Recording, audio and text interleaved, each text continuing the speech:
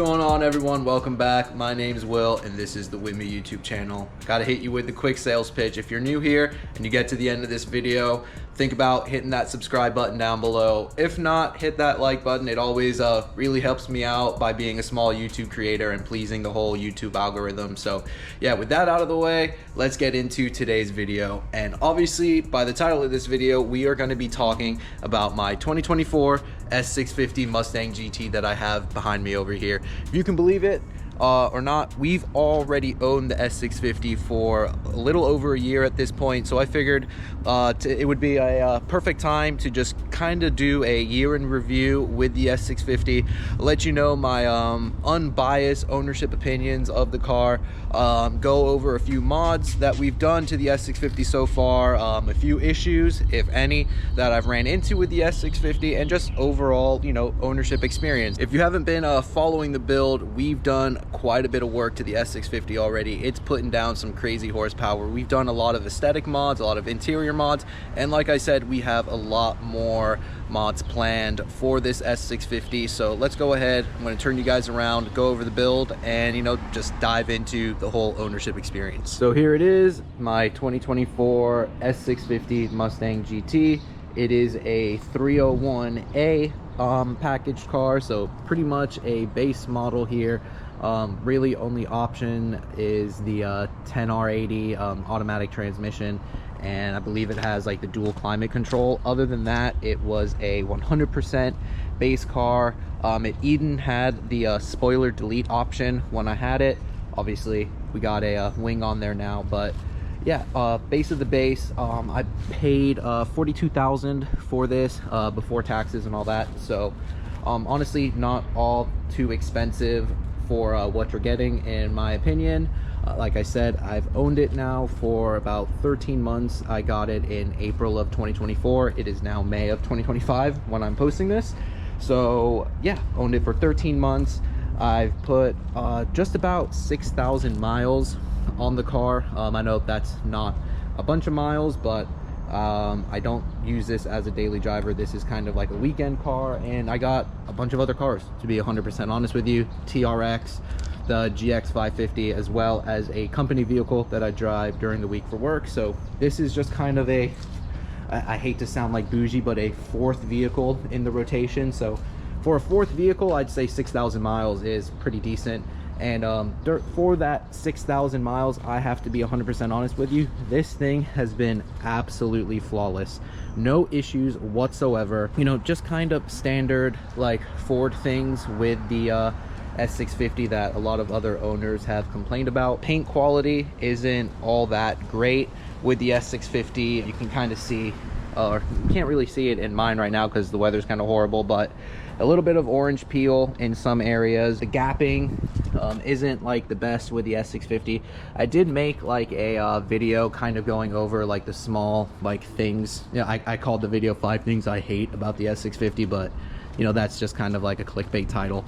I don't really hate too much of anything about this, but you know, like paint quality, small gaps, stuff like that are all kind of common things with the S650. And you know, for the price point of the vehicle, you know, it kind of is what it is. I'm not expecting like Porsche quality with a Ford price tag. So, you know, other than that, haven't really had any issues whatsoever. This thing drives awesome. Electronically, for me anyway, it has been absolutely perfect.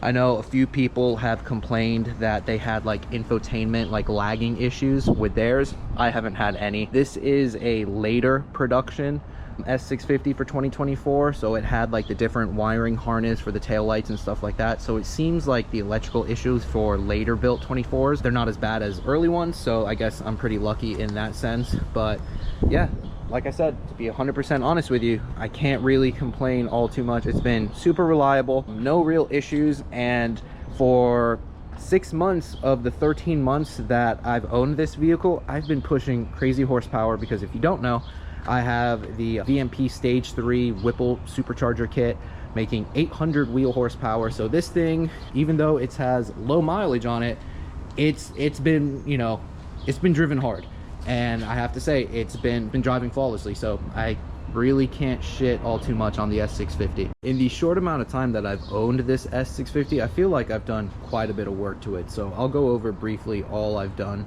to the vehicle. We've done a lot of aesthetic mods. So up here, you see you got full carbon fiber grill up here. Has the air intake ducts that have been removed. They don't have the vents in there like the stock ones, and like I said, all full carbon fiber.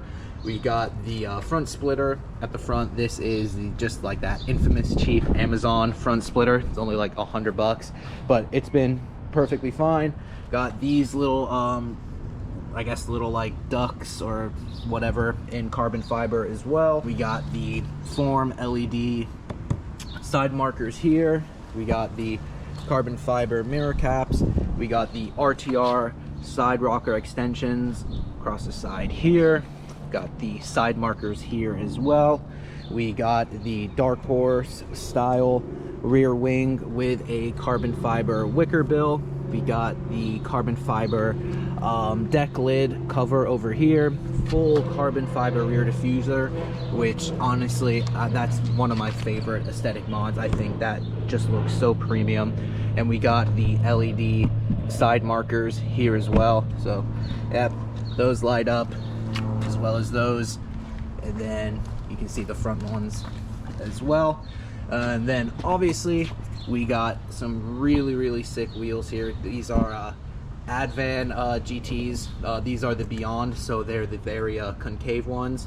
These are a 19 by 10.5 square fitment on a 285/55 tire, and these are just absolutely sick. These are one of my favorite wheels, and I've always wanted to do like a JDM and inspired like US build, so that was like my little flair of like a JDM pop for this build. And you know, we got just like this little spoiler up at the top, and then obviously you can see we converted it to the quad tips back there. That's just a muffler delete, so really loud for now, but looks really good. Oh, and we got the little carbon fiber tail light bezels there as well. So I believe that's everything for the exterior.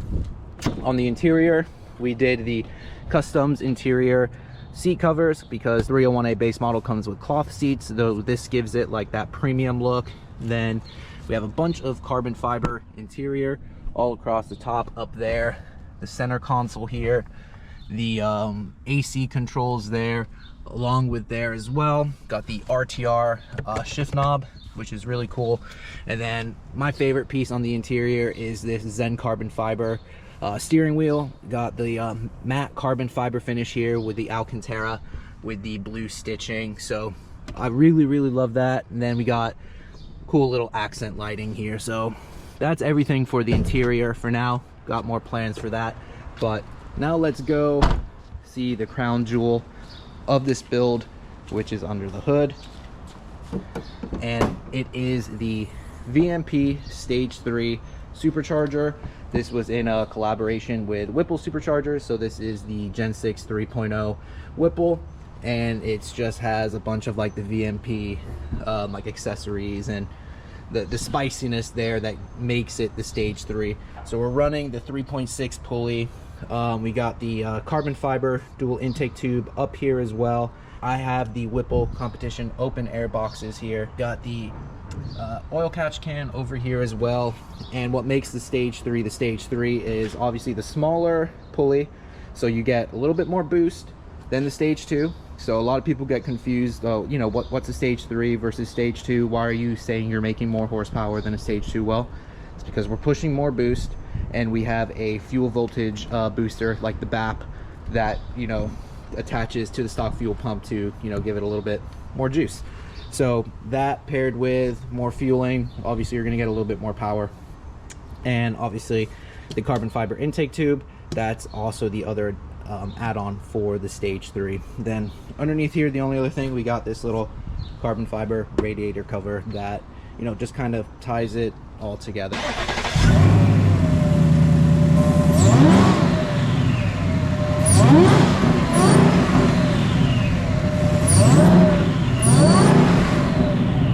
That's everything that's done to the Mustang so far. I have around, if I were to guess, right around like 25,000 into the Mustang so far. And yeah, that's a lot of money in 1 year.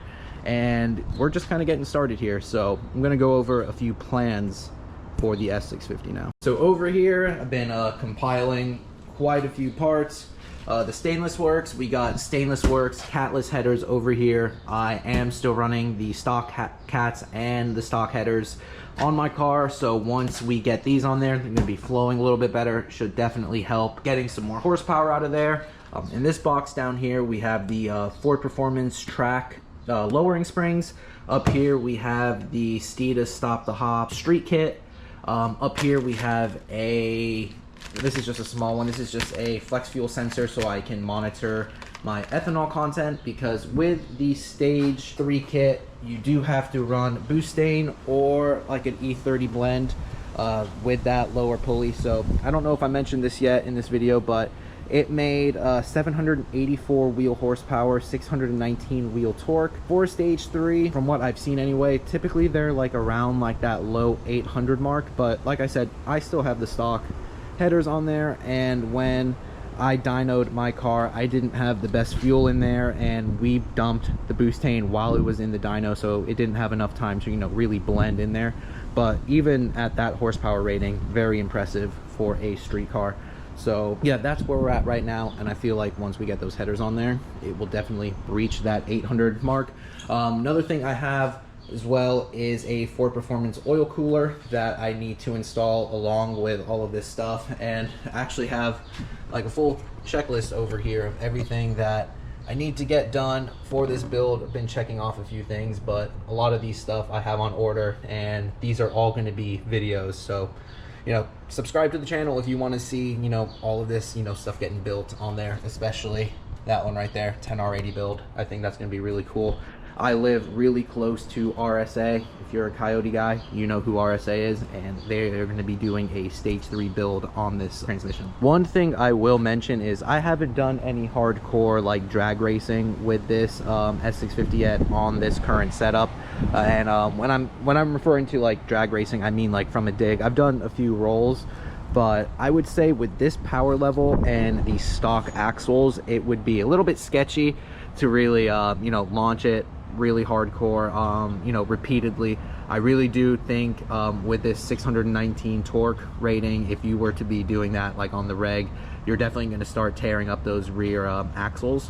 So I do recommend, if you are going to be drag racing this thing with this type of power level, definitely, you know, fork out the money and get the rear half shafts. I'm going to be going with the Ford Performance half shafts here really soon, so there's multiple options for you guys, bunch of different price points, but that's just my 2 cents. If you are going to be drag racing this thing, spend the money and get those half shafts. So my goal all along with this vehicle was to breach that 1,000 horsepower mark. Never owned a car with 1,000 horsepower, so it's always been on the bucket list, and I'm very close right now, but that's just not, you know, my only goal with this vehicle. My vision for this car is to just have a high horsepower, really cool looking, track capable street car. So what I mean by that is a car that if I did want to take it to the track, it wouldn't be falling all over itself, it wouldn't be overpowered, but it wouldn't be underpowered. It would be able to, you know, hang with, you know, the basic, you know, average level of cars that are at the track.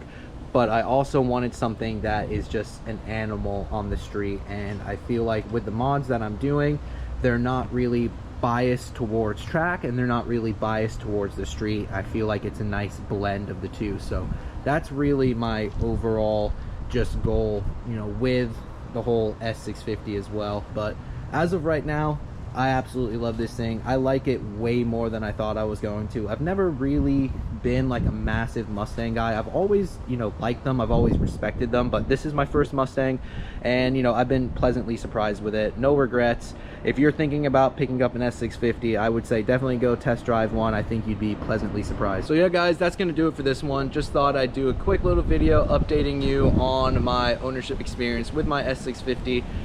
It's raining right now, so I apologize for the crappy weather. I really wanted to go out there and do like a little POV drive for you, but that's going to be in this video right up here. So go check that one out if you want to see this thing actually on the street, kind of tearing it up a little bit. But yeah, guys, my name is Will. This is the Wimmy YouTube channel. If you like the video, hit that like button, or if you want to stick around and see more of that content, hit that subscribe button. Those things are always really appreciated. Like I said, my name is Will, and I'll see you all in the next one. Later, everybody.